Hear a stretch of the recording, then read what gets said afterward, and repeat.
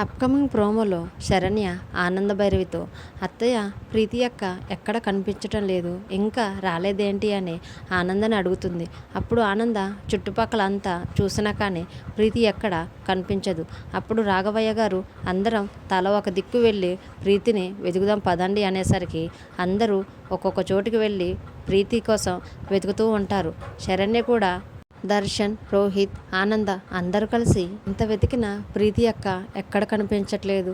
అమ్మ, ప్రీతి అక్క ఎక్కడ ఉన్నా ఎలా ఉన్నా తనకి మాత్రం ఎటువంటి ప్రమాదం జరగకుండా చూడు అమ్మ అని గుడి మొత్తం వెతుక్కుంటూ అమ్మవారిని మొక్కుకుంటుంది. అప్పుడు అమ్మవారి శక్తితో పక్కనే కట్టేసి ఉన్న నందీశ్వరుడు కట్లు విప్పుకొని ప్రీతిని ఎక్కడైతే అనన్య ఇంకా కాంచన ఇద్దరు కలిసి ఒక గోతిలో విసిరివేసి ప్రీతి ఎవరికి కనిపించకుండా ఆ గోతిపైన 2 కట్టెలు పెట్టి దానిపైన తాటిమట్టలను కప్పుతాడు.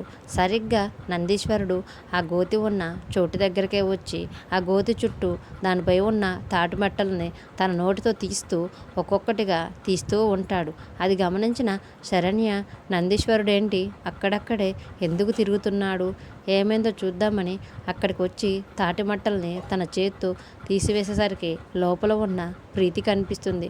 అప్పుడు ఒక్కసారిగా గోతిలో ఉన్న ప్రీతిని చూసి, అక్క, ప్రీతక్క ఏంటి ఇక్కడ ఎలా ఉన్నావు, ఏమైంది అని గట్టిగా అరిచేసరికి అక్కడ ఉన్న అందరూ కూడా ఆ గోతి దగ్గరికి వస్తారు. శరణ్య ప్రీతిని ఎలా చూసిందని అనన్య ఒక్కసారిగా షాక్ అవుతుంది. చూద్దాం మరి వచ్చే ఎపిసోడ్లో ప్రీతిని ఇలా చేసినందుకు ఆనంద గారు అనన్యకి ఎలాంటి బుద్ధి చెప్తారు. ఈ వీడియో కనుక మీకు నచ్చితే ప్లీజ్ లైక్ చేసి మన ఛానల్ని సబ్స్క్రైబ్ చేసుకోండి. Thanks for watching.